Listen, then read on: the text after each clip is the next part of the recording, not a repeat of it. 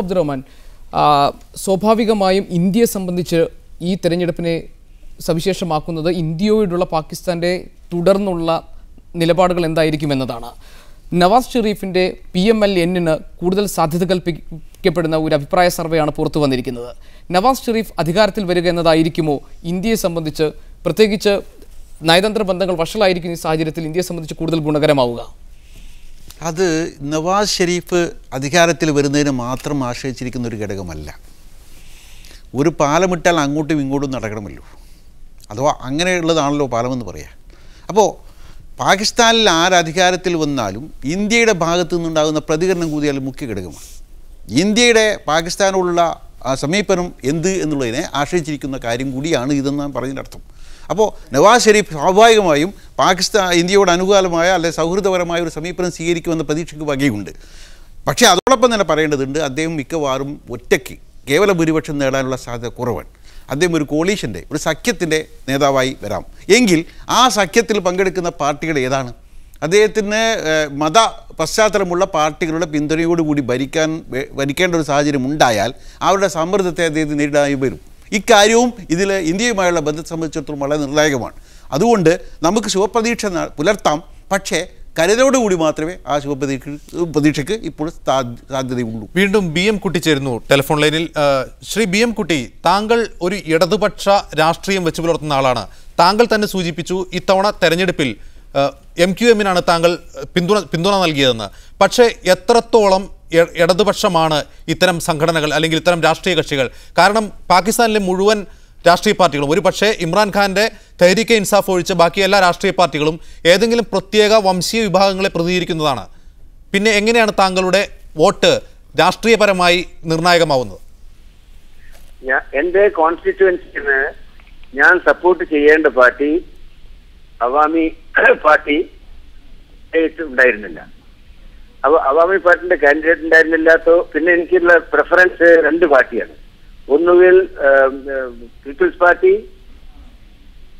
Central People's party or PTI, Pakistan Tehreek Insaf, and provincially MQM. കാരണം ഇവിടെ MQM-ന് vote കൊടുത്തില്ലെങ്കിൽ ഇവിടെ നടക്കാൻ പോകുന്നത് കറാച്ചി പോലത്തെ ടൗണിൽ MQM-നെ റീപ്ലേസ് ചെയ്യാൻ പോയിരുന്നത് ഈ റിലീജിയസ് പാർട്ടീസാണ്. ജമാഅത്തെ ഇസ്ലാമി പോലുള്ള പാർട്ടികൾ അവര് ഇവിടെ ചെയ്തിരുന്നത്, അവർ പറയുന്നത് ഞങ്ങൾ ഇവിടെ പീസിന് വേണ്ടിയിട്ടാണ്, ഞങ്ങളുടെ ഇവിടെ piece to establish peace in Karachi, we have come into the election. But actually they were playing the role of Taliban and company. അപ്പൊ അതുകൊണ്ട് ഇവിടെ MQM-ന് ഇവിടെ സ്ട്രെങ്തൻ ചെയ്യേണ്ടത് വളരെ ആവശ്യമാണ്. ഇത് left റൈറ്റിന്റെ സംഗതിയല്ല. They are actually opposing this religious fundamentalism, religious terrorism. They are opposing openly, publicly. അതുകൊണ്ട് ഇവിടുത്തെ മൈനോറിറ്റീസിനെ, ഇവിടുത്തെ പിന്നെ വിമൻസ് റൈറ്റ്സ്, മൈനോറിറ്റീസ് റൈറ്റ്സ്, അതിനെല്ലാം അവർ openly they have taken bold positions and for that they are being killed. അപ്പൊ അതുകൊണ്ട് it is very important in a city like Karachi to strengthen the hands of MQM vis-a-vis all other parties because they are all playing tricks. പക്ഷേ Shri BM കുട്ടി, ഇപ്പോൾ PM Narayanan ഇവിടെ സൂചിപ്പിച്ചു, പാകിസ്ഥാൻ ജനതയെ ഏകോപിപ്പിക്കുന്ന ഒരു മുഖ്യ വികാരം എന്ന് പറയുന്നത് അമേരിക്കൻ വിരുദ്ധ വികാരമാണ്. ആ അമേരിക്കൻ വിരുദ്ധ വികാരത്തെ അഭിസംബോധന ചെയ്യാതെ പാകിസ്ഥാനിലെ ഒരു രാഷ്ട്രീയ കക്ഷിക്കും അധികാരം നിലനിർത്താനോ അധികാരത്തിലേറാനോ കഴിയില്ല. ഇപ്പോൾ തന്നെ നവാസ് ഷെരീഫ് തെഹ്രീക്കെ താലിബാനുമായി ചർച്ച നടത്താം എന്ന് സമ്മതിച്ചിരിക്കുന്നു. ഈ അർത്ഥത്തിൽ അമേരിക്കൻ വിരുദ്ധത എന്നുള്ളത് ഒരു വളരെ സങ്കീർണമായ ഒരു പ്രശ്നമായി മാറുകയല്ലേ പാകിസ്ഥാനിൽ? ഇല്ല ഇല്ല, ഞാൻ നിങ്ങളിവിടെ സാധാരണ ജനങ്ങളോട് പോയിട്ട് ചോദിച്ചു നോക്കി. അപ്പൊ അവിടെ America is no issue. The issue is അവർ ലോക്കൽ ഇഷ്യൂ. നമുക്ക് ഞങ്ങളുടെ എക്കണോമിക് ഇഷ്യൂ, ഞങ്ങളുടെ ഇവിടുത്തെ we don't have power enough, I mean രാത്രിയും പകലും ഒക്കെ രണ്ട് മൂന്ന് ദിവസമൊക്കെ ചിലപ്പോൾ ഇവിടെ പവർ ഇല്ല. ആളുകൾ ഈ ചൂടിൽ ഇരിക്കുന്നുണ്ട്. ഇതൊന്നും ഇവര് ഈ റിലീജിയസ് പാർട്ടീസ് ഇതെല്ലാം പോയിട്ട് അട്രിബ്യൂട്ട് ചെയ്യുന്നത് അമേരിക്കനോടുള്ള ഈ പോളിസി കൊണ്ടാണ്. നവാസ് നിസാർ, ഇവിടെ BM കുട്ടി സൂചിപ്പിച്ചു, പാകിസ്ഥാനിലെ സാധാരണക്കാരായ ജനങ്ങളെ സംബന്ധിച്ച് അവരുടെ ഏറ്റവും അടുത്ത് നിൽക്കുന്ന പ്രശ്നം എന്ന് പറയുന്നത് അമേരിക്കൻ വിരുദ്ധതയല്ല, മറിച്ച് മറ്റു വിഷയങ്ങളാണ്. അതായത് അത് തന്നെയാണ് ഇമ്രാൻഖാൻ പറഞ്ഞത്, അഴിമതിരഹിതമായ, സുസ്ഥിരമായ, സുതാര്യമായ, സംശുദ്ധമായ ഒരു സംവിധാനം, ഒരു സർക്കാർ, ഒരു ഭരണം ഉറപ്പാക്കാൻ തനിക്ക് കഴിയുമെന്ന്. അദ്ദേഹം ആശുപത്രി കിടക്കിൽ നിന്ന് പറഞ്ഞത് this is the battle for your future എന്നാണ്, നിങ്ങളുടെ ഭാവിക്ക് വേണ്ടിയുള്ള പോരാട്ടം എന്നാണ്. ഈ വാഗ്ദാനം പാകിസ്ഥാൻ ജനത കണക്കിലെടുക്കുമോ ഇത്തവണ? ഗോപി, കണക്കിലെടുത്താൽ പാകിസ്ഥാനും ജനതയ്ക്ക് കൊള്ളാം എന്ന് മാത്രമേ നമുക്ക് പ്രാർത്ഥിക്കാൻ കഴിയുകയുള്ളൂ. കാരണം ഇനി പാകിസ്ഥാൻ്റെ ലക്ഷ്യം അതായിരിക്കണം. കാരണം കഴിഞ്ഞ 65 വർഷത്തോളം ആദ്യം ഇന്ത്യ വിരോധവും പിന്നെ അമേരിക്ക വിരോധവും പറഞ്ഞുകൊണ്ട് തന്നെ പാകിസ്ഥാനിലെ രാഷ്ട്രീയക്കാരും സൈന്യവും ഒരുപോലെ പാകിസ്ഥാൻ ജനതയെ വഞ്ചിക്കുകയായിരുന്നു. ഇപ്പോൾ ഇവിടെ നാരായണ സാറ് പറഞ്ഞു കറാച്ചിയിലെ പവർ കട്ടിൻ്റെ കാര്യം, കുട്ടി സാഹിബ് പറഞ്ഞു പാകിസ്ഥാനിലെ കറാച്ചിയിലെ സാമ്പത്തിക രംഗം, സാമൂഹിക രംഗം വളരെ അപകടകരമാണ് അതൊക്കെ. അതുകൊണ്ടാണ് മുമ്പുള്ള ചോദ്യത്തിൽ ഞാൻ പറഞ്ഞത് മറ്റു പലരും ഇന്ത്യയും അമേരിക്കയും പറഞ്ഞ് വോട്ട് പിടിച്ചപ്പോൾ ഇമ്രാൻഖാൻ പാകിസ്ഥാനിലെ ജനതയുടെ ആവശ്യങ്ങൾ പറഞ്ഞ് വോട്ട് പിടിച്ചു. ഇത് പാകിസ്ഥാനിലെ ജനത അവിടുത്തെയുള്ള വർഗീയ വംശീയ ഇമ്രാൻഖാന്റെ തെരഞ്ഞെടുപ്പ് പ്രചാരണത്തിന് മുമ്പുള്ള കാലഘട്ടത്തിലും ഗോത്രമേഖലകളിൽ, പാകിസ്ഥാനിലെ ഗോത്രമേഖലകളിലെ ഡ്രോൺ ആക്രമണത്തെക്കുറിച്ച ജനകീയ പ്രചാരണത്തിലൂടെയാണ് ഇമ്രാൻഖാൻ കാര്യമായ ജനപിന്തുണ നേടിയത്. ഈ തെരഞ്ഞെടുപ്പിലും അദ്ദേഹം അമേരിക്കൻ വിരുദ്ധത ധാരാളമായി ഉപയോഗപ്പെടുത്തിയിട്ടുണ്ട്.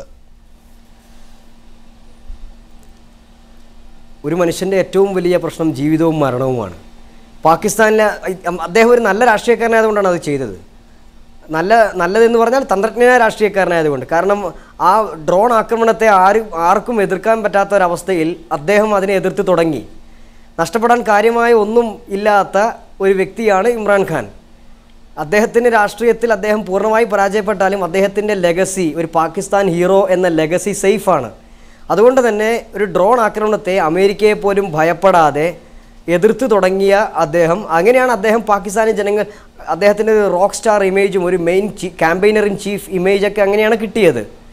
അങ്ങനെ ഡ്രോൺ ആക്രമണത്തെ എതിർത്തുകൊണ്ട് അദ്ദേഹം പാകിസ്ഥാനിലെ ജനങ്ങളുമായി അടുക്കുകയായിരുന്നു. അതായത് പാകിസ്ഥാനിലെ ജനങ്ങളുടെ ഏറ്റവും വലിയ പ്രശ്നവുമായി ഒന്നും ചിന്തിക്കേണ്ടത്, അദ്ദേഹം പാകിസ്ഥാനിലെ ഡ്രോൺ ആക്രമണങ്ങളെ എതിർക്കുമ്പോൾ മറ്റ് രാഷ്ട്രീയ പാർട്ടികൾ അത് വേണ്ടതുപോലെ ചെയ്യുന്നുണ്ടായിരുന്നില്ല എന്നുള്ളതാണ്.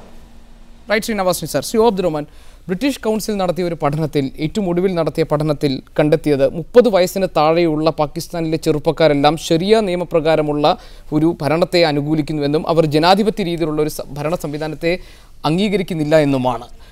ഇത് വോട്ടിങ്ങിൽ പ്രതിഫലിക്കുമോ? വളരെ സങ്കീർണമാണ് പാകിസ്ഥാനിലെ സാഹചര്യങ്ങൾ.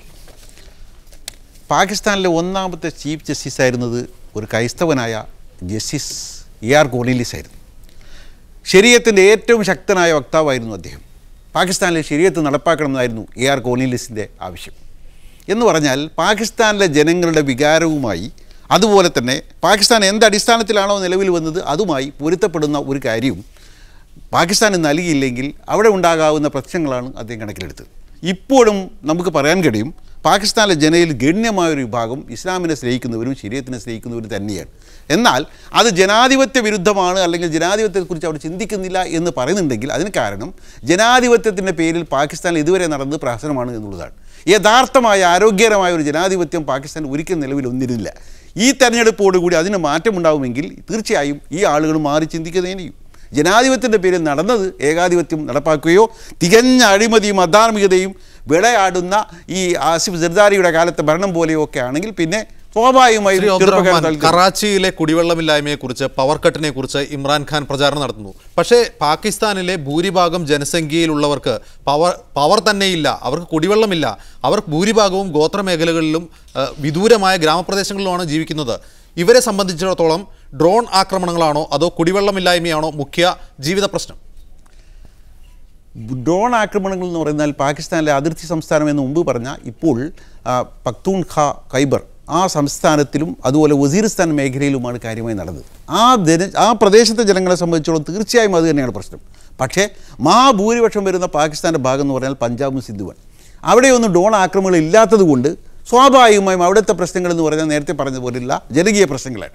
ഈ ജനകീയ പ്രശ്നങ്ങളെ അഡ്രസ്സ് ചെയ്യാതെ ആർക്കും അവിടെ തെരഞ്ഞെടുപ്പ് നേടാൻ കഴിയുമായിരുന്നില്ല. ഒന്നാമതായി പീപ്പിൾസ് പാർട്ടി രൂപീകരിച്ചുകൊണ്ട് ഭുട്ടോ രംഗത്ത് വന്നപ്പോൾ തന്നെ റോട്ടി മക്കാൻ അവർ കപിട എന്നതായിരുന്നു അദ്ദേഹത്തിൻ്റെ മുദ്രാവാക്യം. ഇസ്ലാമിക സോഷ്യലിസമായിരുന്നു അദ്ദേഹം മുന്നോട്ട് വെച്ചത്. അതിൻ്റെ അടിസ്ഥാനത്തിലാണ് അദ്ദേഹം മഹാഭൂരിപക്ഷം സീറ്റുകൾ നേടിയത്. അപ്പോൾ ജനങ്ങളെ സംബന്ധിച്ചിടത്തോളം അവരുടെ പ്രശ്നങ്ങൾ അഡ്രസ്സ് ചെയ്യുന്ന ഒരു പാർട്ടിയെ തന്നെയാണ് അവർ തിരഞ്ഞെടുക്കുക.